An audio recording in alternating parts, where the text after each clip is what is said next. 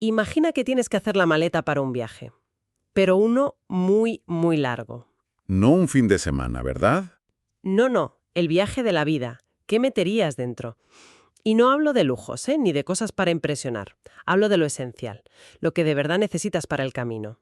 Es una pregunta que, la verdad, casi nunca nos hacemos, y por eso yo creo que la mayoría llevamos la maleta equivocada. Totalmente. La llenamos de cosas que pesan un montón y que además son súper frágiles. El estatus, la aprobación en redes, el móvil nuevo.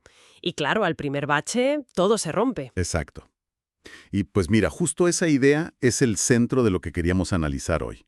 Hemos estado buceando en varios textos y reflexiones filosóficas que giran en torno a una cita potentísima de Diógenes Laercio, ¿Ah, sí? la que dice: «Haz de la sabiduría tu provisión para el viaje de la juventud a la vejez, pues es un apoyo mucho más seguro que todas las demás posesiones». Es que es una idea que va completamente a la contra de todo lo que vemos hoy. Completamente. Nos enseñan a acumular fuera, dinero, propiedades, experiencias, y Diógenes viene y nos dice: no, que el tesoro de verdad, la provisión que cuenta, se acumula por dentro. Pues hoy vamos a meternos a fondo en esto. A ver, ¿qué narices significa eso de que la sabiduría es tu provisión? ¿Y cómo se empaca algo tan abstracto? Vamos a intentar desbranarlo. A ver qué sacamos en claro. Empecemos por algo que vemos todos los días, una paradoja, la de la seguridad. Hmm, Buscamos sentirnos seguros apoyándonos en cosas que son, por definición, inestables. El dinero, el trabajo, la opinión de los demás. Vamos, que basamos nuestra calma en un castillo de naipes. Y claro, al primer soplo de viento, abajo. El filósofo estoico Epicteto lo tenía clarísimo.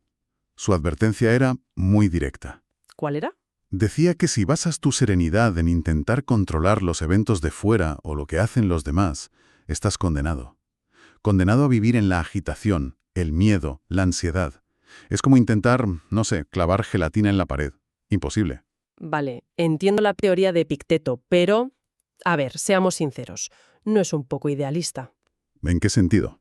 Si tu entorno es un caos, si las facturas se te acumulan, ¿de verdad basta con elegir estar sereno? ¿Dónde está el límite? Es una objeción muy buena y muy importante. La clave no está en ignorar la realidad, para nada. Está en cambiar el foco de nuestro poder. A ver, explícame eso. Epicteto no dice ignora que te han despedido. Lo que dice es, el despido es un hecho externo, eso no lo puedes cambiar. Lo que sí puedes controlar es tu juicio sobre ese hecho. Ah, vale. ¿Puedes verlo como una catástrofe que te define para siempre? ¿O como una situación difícil que te obliga a buscar algo nuevo? La serenidad no viene de que no haya problemas, sino de saber que tu fuerza está en cómo respondes. O sea que el poder real no es cambiar el mundo, sino ser el dueño de tu mundo interior. Esto me suena a un concepto que leímos, el de la soberanía interior. Exacto. La idea de que para construir una gran vida, primero tienes que ser un gran líder, de ti misma. Platón lo llamaba la primera y mejor victoria, conquistarse a uno mismo. Me suena a aquella diaria, ¿eh? Es mucho más fácil culpar al tráfico o al jefe que asumir la responsabilidad de tu propia reacción. La soberanía interior es, vamos, dejar de ser una marioneta. Supongo que el ejemplo histórico de esto, por excelencia, es Marco Aurelio. Sin duda. Era literalmente el hombre más poderoso del planeta. Podía tenerlo todo. Y sin embargo, su principal preocupación no era gobernar el mundo. No, era gobernarse a sí mismo. Hay una anécdota que lo ilustra de una forma brutal. Siendo ya un anciano con todo el poder de Roma en sus manos, un amigo se lo encuentra por la calle y le pregunta dónde va. Me imagino la espena. El amo del mundo caminando por ahí con sus cosas. Pues sí, y la respuesta de Marco Aurelio es para enmarcarla. Le dice, es bueno que incluso un anciano aprenda. Voy de camino a casa del filósofo Sexto para aprender lo que aún no sé. Espera. El emperador de Roma en la cima de su poder, yendo a clase como si fuera un estudiante novato. Tal cual. Eso cambia por completo la imagen que tenemos de un líder. No era solo poder, era humildad. Ahí está la clave. Él sabía perfectamente cuál era su verdadera provisión. No eran sus legiones, ni el oro del tesoro. Era su compromiso con el aprendizaje, con la sabiduría. Esa era la fuente de su estabilidad, no el trono. Esto nos lleva a una pregunta inevitable. Si esta sabiduría es tan crucial, ¿cómo se consigue? Buena pregunta. Porque está claro que no naces con ella. Marco Aurelio se forjó a sí mismo y Epicteto pasó de ser esclavo a filósofo. Eso no pasa por casualidad. Desde luego que no. El error es pensar en la filosofía como algo que se estudia para un examen. Los estoicos la veían como una práctica, un ejercicio espiritual diario. Es algo que se hace, no algo que se tiene. Es un verbo. Exacto. Es un verbo, no un sustantivo. En los textos había una analogía muy buena para explicarlo, la del boxeador. Ah, sí, es buenísima. Es perfecta. Un boxeador no se hace grande leyendo libros de boxeo. Se hace grande a base de repetición, de miles de horas en el gimnasio, hasta que el movimiento es parte de él. Instintivo. Claro, pues con la sabiduría pasa igual. La practicas leyendo, sí, pero sobre todo escribiendo en un diario, reflexionando, aplicando un principio en un momento de estrés, hasta que esa respuesta sabia se vuelve tu respuesta por defecto, se convierte en músculo. No lo piensas, simplemente actúas así. Y eso requiere constancia, ¿no? Me viene a la mente otra frase que leímos. La esencia de la escritura es la reescritura. Exactamente. La maestría no sale a la primera. Requiere iteración, pulir, volver sobre ello. Y este enfoque choca de frente con la mentalidad de hoy, que el autor Seth Godin describe como la no estrategia de coger lo que puedas. Esa idea de estar siempre ocupadísima, moviéndose mucho, pero sin un rumbo fijo. La trampa de la actividad. Todos conocemos a alguien así, corriendo de reunión en reunión, la bandeja de entrada a cero, y al final del día te preguntas, vale, pero ¿qué he construido hoy? Es la metáfora del velocímetro de un coche que aparecía en las notas. Puedes ir a 200 por hora, pero si estás dando vueltas en una rotonda, no llegas a ningún sitio. La conclusión era demoledora. La dirección es mucho más importante que la velocidad. Pues la práctica de la sabiduría te da esa brújula, esa dirección. Sin ella solo eres una persona muy ocupada yendo a toda velocidad, hacia ninguna parte. Vale, entonces, este entrenamiento diario nos da una brújula, nos fortalece por dentro, pero claro, todo ese entrenamiento en el gimnasio no sirve de mucho si nunca te subes al ring. La pregunta de verdad es, ¿qué pasa cuando la vida te golpea? Cuando te enfrentas a un obstáculo que parece insalvable. Ahí es donde la provisión demuestra su valor. La sabiduría no es un escudo que evita el golpe. Es la agilidad para esquivarlo o la resiliencia para levantarte después. Hay una máxima de Confucio que es oro puro. A ver. Cuando sea obvio que la meta no se puede alcanzar, no ajustes la meta, ajusta los pasos de la acción. O sea, no te rindas, pivota.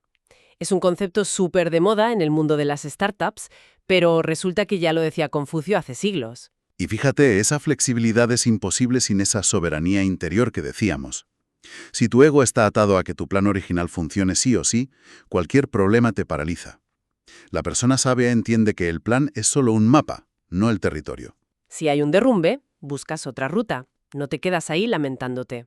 Eso es. Y esa flexibilidad no solo se aplica a proyectos, también a las personas. Me fascinó la reflexión de Marco Aurelio sobre esto. Él veía a la humanidad como una especie de gran obra de teatro.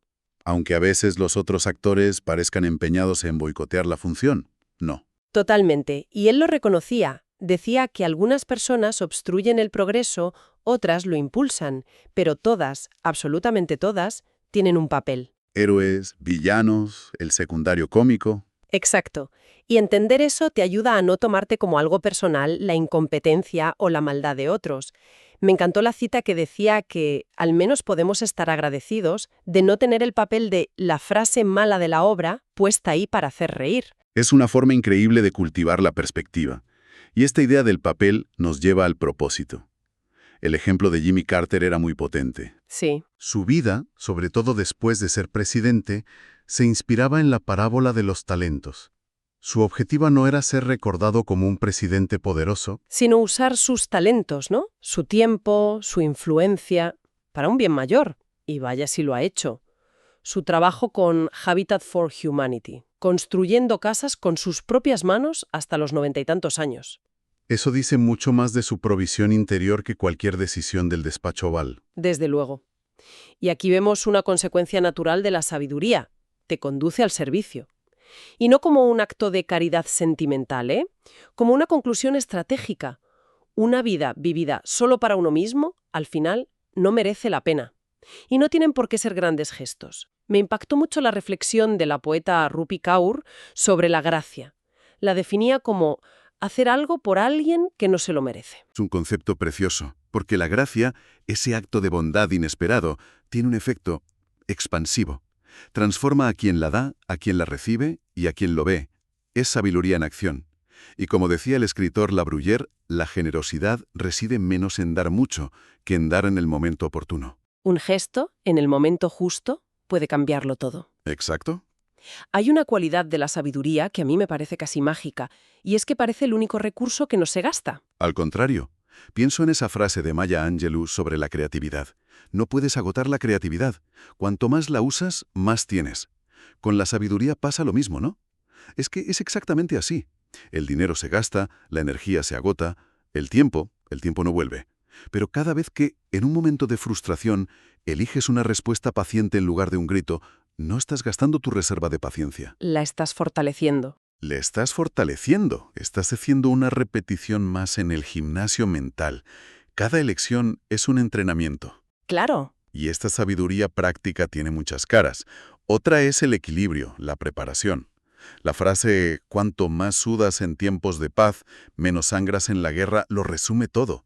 No esperas a la crisis para pensar cómo gestionarla. También se mencionaba el poder del silencio, que hoy en día parece revolucionario.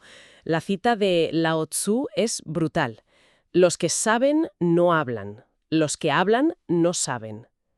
Nos recuerda que la sabiduría no es una performance para que te aplaudan en Twitter. Ya. Se trata de encarnar esos principios. De vivirla en silencio, en tus acciones, que es donde de verdad cuenta. Y por último, la integridad. Como una especie de test final. La idea era muy simple. Si tienes que hacerlo a escondidas, o mentir para encubrirlo, probablemente no deberías estar haciéndolo. Es la brújula definitiva. La sabiduría implica coherencia. Ser la misma persona en público y en privado. No tener una maleta para enseñar y otra, la real, escondida en el doble fondo. Si tuviéramos que resumir el viaje que hemos hecho hoy, el mensaje es claro. No podemos controlar las circunstancias. La vida nos va a golpear, es inevitable. Inevitable.